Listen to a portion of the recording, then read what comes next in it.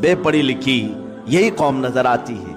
अनपढ़ों में हमारा शुमार, ना लिखने वालों में हमारा शुमार, अक्सर थंब इंप्रेशन वाले बहुत हमारे दरमियान।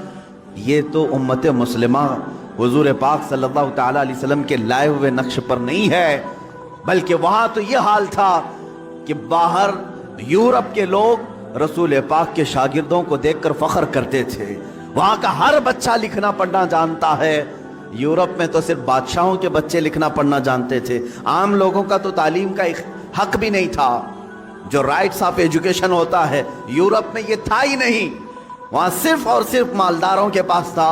रसूल पाक सल्लल्लाहु अलैहि वसल्लम ने हर घर को तालीम हासिल करने का हक दिया, बल्कि यूं फरमाया तलबुल इल्मी फरीदतुन अला कुल्ली मुस्लिमी व मुस्लिमा, हर मुसलमान मर्द और औरत पर इल्म का हासिल करना फर्ज है। फर्ज करार दिया। तुम अपनी जिंदगी कैसे गुजारोगे, अल्लाह रब्बुल इज्जत की रजा कैसे हासिल करोगे, कितनी चीजें तुम्हारे लिए हलाल है, कितनी चीजें तुम्हारे लिए हराम है, ये सीखना तुम्हारे ऊपर फर्ज है। आज हैरत की बात है, हम में से अगर 1000 हो तो शायद एक इनके बीच में आलिम होगा, या इससे भी कम निस्बत होगी जो मसाइल जानता हो, लोगों को मसाइल बता सके। वरना अवाम अन्नास का हाल तो ये है, इन्हें हराम की तरफ भी बुलाएं तब भी अमल कर ले, हलाल की तरफ बुलाएं तब भी अमल कर ले।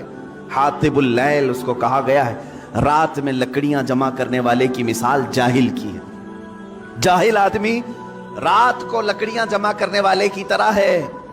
हदीस पाक में मिलता है, क्यों?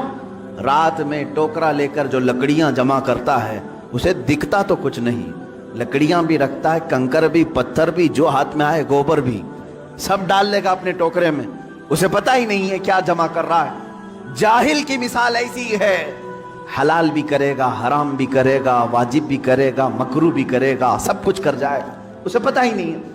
जिहालत इस्लाम के लिए सबसे बड़ा दाग है। इसलिए आप देखते हैं कभी हुजूर सल्लल्लाहु ताला अलैहि वसल्लम के जमाने के बाद के जमाने को दौरे इस्लाम कहते हैं, और उससे पहले वाले जमाने को दौरे जिहालत कहते हैं। इस्लाम का अपोजिट है दौरे जिहालत। होना तो ये चाहिए कि इस्लाम से पहले कुफ्र हो, इस्लाम का अपोजिट तो कुफ्र है, लेकिन यहां इतना अपोज किया गया है जिहालत को कि इस्लाम का अगर सबसे बड़ा अपोजिट कुछ है तो जिहालत है। न जानना, इल्म का न होना, यह इस्लाम का बिल्कुल अपोजिट है। उस अपोजिट को तुम अपने सीनों में पाल कर रखे हो। आज बच्चों को तालीम से दूर रखना, अपने घरों को इल्मी माहौल से दूर रखना, यही तो एक वजह है कि जो हमारे मुआशरे में आता है अपना रंग जमाने की कोशिश करता है और जम भी जाता है। वजह सिर्फ और सिर्फ यह जिहालत। अगर तुम शरीयत मुस्तफ़ा सल्लल्लाहु ताला अलैहि वसल्लम के इल्म से बहरामंद हो, आज कौन सी चीज ऐसी है जो तुम्हें इल्म हासिल करने से रोकती? कौन सी चीज है? अगर तुम शिकायत करते हो मदरसे नहीं है, अगर तुम शिकायत करते हो उलमा नहीं है, अगर तुम शिकायत करते हो उस्ताद नहीं है, तुम सबके हाथों में आज मोबाइल इंटरनेट के साथ आया हुआ है। इसमें सारी की सारी किताबें इस्लामी मौजूद है, कुरान की सारी तफासीर, हदीस की सारी किताबें, और अगर तुम कहो कि अरबी ना समझ में आए, ट्रांसलेटेड चीजें मौजूद हैं। खुद मेरे अजीजों, हमारे पास जो लाइब्रेरी है, एक छोटा सा ऐप होगा, 32,000 किताबें एक मोबाइल में लेके हम चलते हैं। जब जरूरत हो किताब खोली, पढ़ लिया। जमाना इतना उरूज पर आ चुका, याद रखना कल क़यामत के दिन इस जमाने का कोई आदमी अल्लाह के पास बहाना नहीं कर सकेगा, उज़्र नहीं पेश कर सकेगा। ऐ अल्लाह, मैं ऐसे माहौल में था कि कोई उस्ताद ही नहीं मिला। ऐ रब, मैं ऐसे माहौल में था कि कोई आलिम ही नहीं आया। तुम तो उज़्र नहीं कर सकोगे, कम से कम ये बात याद रखो। पकड़ होगी, क्योंकि रब तबारक व तआला ये फरमाएगा, मैंने तो अपना रसूल भेजा था इसलिए कि इल्म आम हो। तुमने तो इल्म के सारे दरवाजे बंद कर लिए, सारे दरवाजे बंद कर। अजीजा ने गिरामी वक़ार, उस रेवोल्यूशन की मैं बात कर रहा हूं जो इल्मी इनकलाब था, रूहानी इनकलाब था।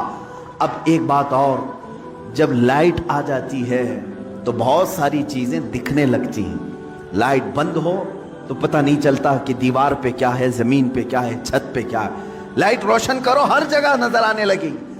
इसी तरह कहा गया अल इल्म नूरुन, इल्म रोशनी है। जिस इंसान के अंदर आ जाए तो फिर उसे सब खराबियां सामने नजर आती हैं। हराम क्या है, कुफ्र क्या है, शिर्क क्या है, गलाजत क्या है, इल्म की रोशनी में वो बंदा देख सकता है और जाहिल अंधेरे में हाथ पैर चलाता रहता है। कितनी खुरापात हमारे मुआशरे में आई है सिर्फ जिहालत की वजह से। देखा देखी हमने बहुत सारी चीजों को एक्सेप्ट कर लिया है, उसके पीछे चल रहे हैं। तकलीद, जिसको अंधी तकलीद कहते हैं, हम किसी के भी पीछे चल पड़ते हैं, उसकी वजह क्या है? जिहालत। अल्लाह के नबी सल्लल्लाहु तआला अलैहि वसल्लम इसी चीज को खत्म करने के लिए तशरीफ लाए थे। मैंने शुरू में अपने तकरीर के यही अर्ज किया कि एक अरब ने आदमी का बोलबाला कर दिया, खाक के जर्रों को हमदोश सुरैया कर दिया। जाहिर सी बात है, बुतों की पूजा करने वालों को बुतों से आजादी दिलाकर एक खुदा की तरफ लाना मामूली बात नहीं, लेकिन रसूल पाक ने ये काम इल्म के जरिए फरमाया। इल्म के जरिए, जब बंदे के पास इल्म हो तो आप उससे डिबेट कर सकते हैं। जाहिलों से क्या मुनाजरा होगा? जाहिलों से क्या डिबेट हो सकता है? वो अपनी ही हाँकता रहेगा। लेकिन जिसके पास इल्म आ जाए वो दलीलों को समझता भी है और दलीलों को एक्सेप्ट भी करता है। हुजूर पाक सल्लल्लाहु तआला अलैहि वसल्लम ने सबसे पहले कुरान के इल्म को आम किया। जब वहां मक्का वाले और मदीने वाले इस इल्म को देख रहे थे जो रसूल पाक की जुबान से निकल रहा था, तब उन्होंने रसूल पाक की दलीलों को भी एक्सेप्ट किया है। मेरे अजीजों, इतनी आसानी से सब इस्लाम में नहीं आए। बाज वो सहाबा हैं जो आमन्ना सद्दकना कहकर आ गए, लेकिन अक्सर तो ऐसे हैं जिन्होंने जांचा, परखा, इम्तिहानात लिए कि हकीकत में है भी कि नहीं। बरसों से तो पूजा चल रही है, माँ बाप दादा दादी सब कर रहे थे। इन्होंने अगर आज इनकार किया है तो दलील तो दे के पूछे। हुजूर पाक सल्लल्लाहु तआला अलैहि वसल्लम के पास डिबेट के लिए कई लोग आए। आप एक खुदा की तरफ बुला रहे, हमारे खुदाओं का क्या बुरा है, इनके यहाँ क्या है? हुजूर पाक सल्लल्लाहु तआला अलैहि वसल्लम ने इल्मी अंदाज में उनकी इस्लाह की है। कैसे? बाज मकामात पर अपने मौजिज़ों के जरिए, बाज मकामात पर अपने अकली दलाइल के जरिए हुजूर पाक सल्लल्लाहु तआला अलैहि वसल्लम ने उन्हें समझाया और उन्होंने एक्सेप्ट किया। आज इसी बात की जरूरत है। जब तुम इल्म से कोरे हो तो दूसरे को क्या इस्लाम दे सकोगे? दूसरे को इस्लाम की तरफ कैसे बुला सकोगे? हमारे यहाँ अक्सर लोगों के यहाँ मटके खाली हैं, घड़े खाली हैं, और जो दुश्मन इस्लाम है वो समझता है इनकी जुबानों से सिर्फ जिहालत निकलेगी और कुछ नहीं। इल्मी तरीके से रद्द हो तो आज भी दलाइल के सामने दुनिया मजबूर नजर आएगी, मजबूर होगी।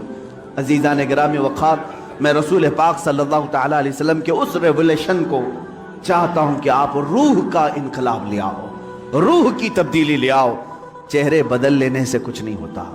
बाज लोग दाढ़ियां तो रख लिए लेकिन उनके रूह की गंदगी जा न सकी। बाज लोग अमामे और लिबास तो साफ कर लिए लेकिन अंदर के बुरे करतूत जा ना सके। ये ऐसी ही है जैसे किसी कुएं में कुत्ता मरा पड़ा है, आपने पानी तो पूरा खाली कर दिया, मरे हुए कुत्ते को उसी में छोड़ दिया। तो फिर जब जब पानी आएगा उस कुत्ते की मरे हुई बदबू आती रहेगी। यहां लिबास तब्दील करना, सिर्फ दाढ़ी रख लेना, सिर्फ अमामा पहन लेना या सिर्फ जाहिर को संभाल लेना इस्लाम का ये तकाजा नहीं, बल्कि अपने अंदर मौजूद जो गलाजतें हैं, जो हराम की ख्वाहिश करती है, जो तुम्हारा नफ्स बुराइयों की तरफ तवज्जो करता है, उस चीज को पहले साफ करें, फिर आप जिस्म पर कुछ भी कपड़ा रखें, अल्लाह रब्बुल इज्जत तुम्हारे जुबान पर असर पैदा करेगा। इसलिए कि अब ये बात जुबान से नहीं दिल से निकलेगी। आप रूह की तब्दीली की तरफ तवज्जो करें, रूह की तब्दीली। इसीलिए मेरे आका सल्लल्लाहु तआला अलैहि वसल्लम ने जिन लोगों को मसीहा बनाया, शायर ने यही कहा है, खुद न थे जो राह पे औरों के हादी बन गए, क्या नजर थी जिसने कि मुर्दों को मसीहा कर दिया। मेरे आका सल्लल्लाहु तआला अलैहि वसल्लम ने उनको मसीहा बनाया। बात सहाबा ऐसे हैं, एक सफर पर हैं, कहते हैं एक आदमी पेट के दर्द से तड़प रहा था। सहाबा को ये खबर नहीं थी कि क्या किया जाए। एक सहाबी आगे बढ़े, उन्होंने कुछ पढ़ा, उस पर फूंक दिया, उसको पेट का दर्द चला गया, खत्म ही हो गया, सही हो गया। सारे सहाबा ने पूछा कि तू क्या हकीम है, तू क्या मुआलिज है, तबीब है, क्या किया तूने? उस सहाबी ने कहा मुझे कुछ समझ में नहीं आ रहा था, ये बड़ी तकलीफ में था, जिसके यहाँ ये लोग मेहमान थे। میں نے سورہ فاتحہ کی تلاوت کی اور اس پر پھونک دیا، اس کا پیٹ صحیح ہو گیا۔ لیکن صحابہ ہر چیز کو اس طرح سے نہیں لے لیتے تھے۔ سارے صحابہ ان کے اوپر جرح کرنے لگے، یہ کام کیا تجھے رسول اللہ نے کرنے کا حکم دیا تھا یا خود سے کیا؟ اس صحابی نے کہا نہیں، حضور نے تو ایسا کچھ کہا نہیں، میں نے خود کیا۔ پکڑ کر لے چلے حضور کی بارگاہ۔